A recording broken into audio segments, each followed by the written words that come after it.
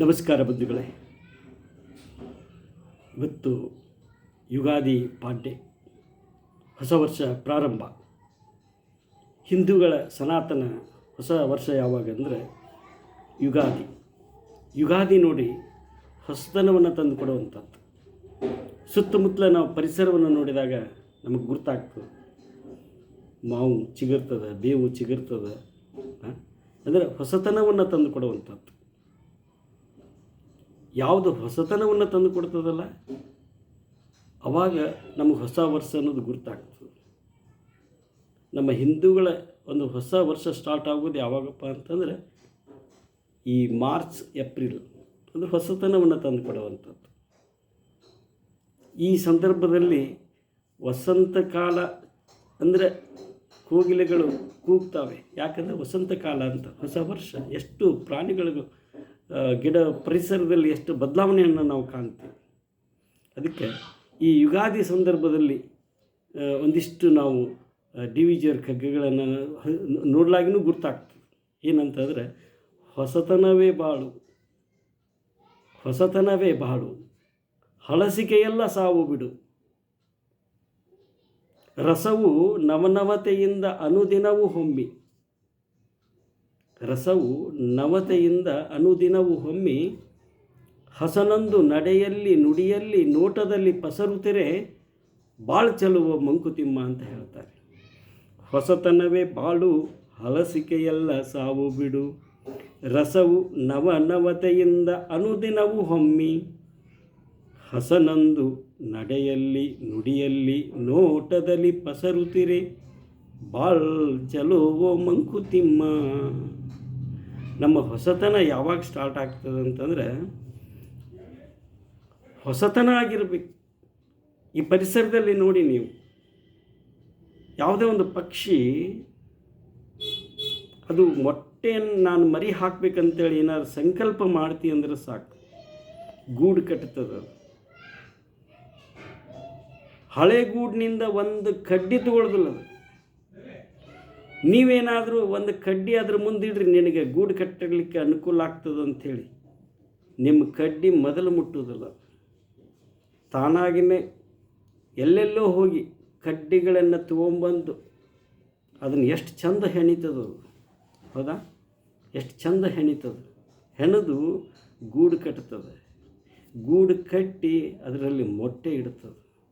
ಅಂದರೆ ಹೊಸತನವೇ ಭಾಳ ಅದೇನಪ್ಪ ಅಂತಂದರೆ, ಮೊಟ್ಟೆ ಇಡ್ಲಿಕ್ಕೆ ಸ್ಟಾರ್ಟ್ ಮಾಡ್ತೀನಿ, ಹೊಸ ಗೂಡನ್ನು ಕಟ್ತದೆ. ಹೊಸ ಗೂಡು, ಹಳೆ ಗೂಡಿಗೆ ಒಂದೀಟು ಹಣಿಕೆ ಹಾಕೋದಿಲ್ಲ.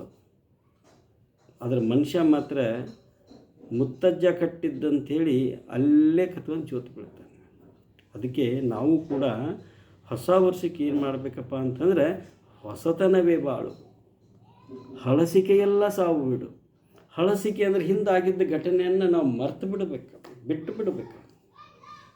ಅದನ್ನೇ ತಗೊಂಡು ನಾವು ಇದು ಮಾಡಿದ್ದೇವೆ ಅಂತಂದರೆ ನಮಗೆ ಅದು ಹೊಸತನವನ್ನು ಕೊಡೋದಿಲ್ಲ.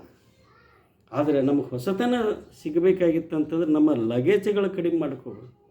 ಲಗೇಜ್ ಅಂದರೆ ನಮ್ಮ ಆಸೆಗಳನ್ನು ಕಡಿಮೆ ಮಾಡ್ಕೋಬೇಕು. ನಾವು ಆಸೆಗಳನ್ನು ನಾವು ಎಷ್ಟು ಇಟ್ಕೋತೀವೋ ಅಷ್ಟು ನಮಗೆ ಹೊಸತನ ಬರೋದಿಲ್ಲ. ಅಲ್ಲೇನಾಗ್ತದೆ, ಆಸೆಗಳ ಸಂಖ್ಯೆ ಹೆಚ್ಚಾದಂಗೆ ನಮಗೆ ದುಃಖ ಬೆನ್ನು ಹತ್ತದು, ಕಷ್ಟಗಳ ಬೆನ್ನು ಹತ್ತಾವೆ.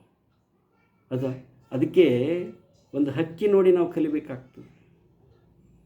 ಹಕ್ಕಿ ಮುನ್ನ ಅರಿಯದರೆ ತನ್ನ ಪಯಣವನು, ರಕ್ಕೆ ಪೋದಂತಲೆದು ಸಿಕ್ಕುದದನ ಉಣ್ಣುವುದು, ತಕ್ಕುದಾರುತ ನಿನಗೆ ಮಂಕುತಿಮ್ಮ.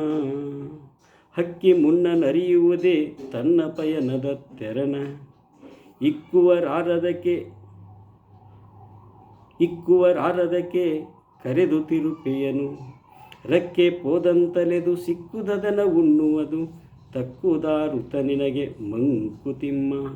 ಹಕ್ಕಿ ಅದು ತನ್ನ ಪ್ರಯಾಣವನ್ನು ಸ್ಟಾರ್ಟ್ ಮಾಡಬೇಕಾದ್ರೆ ಪಯಣವನ್ನು ಮಾಡಬೇಕಾದ್ರೆ ಯಾವುದೇ ಮುನ್ನೆಚ್ಚರಿಕೆಯನ್ನು ಮಾಡೋದಲ್ಲ. ಎಲ್ಲಿ ಹೋಗ್ತದೆ, ಸಿಕ್ಕದು ತಿಂತದೆ, ಇಲ್ಲ. ನಾವು ಕೂಡ ಹಾಗೆ ಬದುಕಿದರೆ ನಮ್ಮ ಜೀವನವೆಂಬ ಪ್ರಯಾಣ ಭಾಳ ಸುಖಕರ ಆಗ್ತದೆ. ನಾವು ಹಾಗೆ ಬದುಕೋದೇ ಇಲ್ಲ. ನಮಗೆ ಬೇಕು, ನಮ್ಮ ಮರಿ ಮಕ್ಕಳಿಗೆ ಬೇಕು, ಅವ್ರಿಗೆ ಬೇಕು, ಇವ್ರಿಗೆ ಬೇಕು, ಸಂಗ್ರಹ ಹಾಕ್ತೀವಿ. ನಾವು ಸಂಗ್ರಹ ಕೂಡಿ ಹಾಕ್ತೀವಿ. ಕೂಡಿ ಹಾಕೋದ್ರಿಂದ ಏನಾಗ್ಬಿಡ್ತದೆ, ನಮ್ಮ ಹೊಸತನ, ನಮ್ಮ ಹೊಸ ಹುರುಪು, ಹೊಸ ಹರುಷ ಅನ್ನೋದು ನಮಗೆ ಸಿಗೋದೇ ಇಲ್ಲ. ಅದಕ್ಕೆ ಬರದಿಹುದರೆನಿಕೆಯಲ್ಲಿ ಬಂದಿಹುದ ಮರೆಯದಿರು, ಗುರುತಿಸುವಳತಿರುವುದನ್ನು ಕೇಡುಗಳ ನಡುವೆ ಇರುವ ಭಾಗ್ಯವನ್ನೆನೆದು ಭಾರಿ ಎಂಬುದನ್ನು ಬಿಡು, ಹರ್ಷಕದೆ ದಾರಿಯಲ್ಲೋ ಮಂಕುತಿಮ್ಮ. ಇರೋದ್ರಲ್ಲಿ ನಾವು ನೆಮ್ಮದಿಯಾಗಿರೋದನ್ನು ನಾವು ಕಲಿಬೇಕಾಗ್ತದೆ. ಅದನ್ನು ಮನುಷ್ಯ ಕಲಿತಾ ಇಲ್ಲ. ಇವೇನು ಮಾಡ್ತಾನೆ, ತರಚು ಗಾಯವ ಕೆರೆದು ಹುನ್ನನಾಗಿ ಬದುಕಪಿ, ಕೊರತೆಯೊಂದನು ನೆನೆದು ಕೆರಳಿ ದರೆಯೆಲ್ಲವನ್ನು ಶಪಿಸಿ, ಮನದಿ ನರಕವ ನಿಲ್ಲಿಸಿ ನರಳುವುದು ಬದುಕೇನೋ ಮಂಕುತಿಮ್ಮ ಅಂತ ಕೇಳ್ತಾರೆ.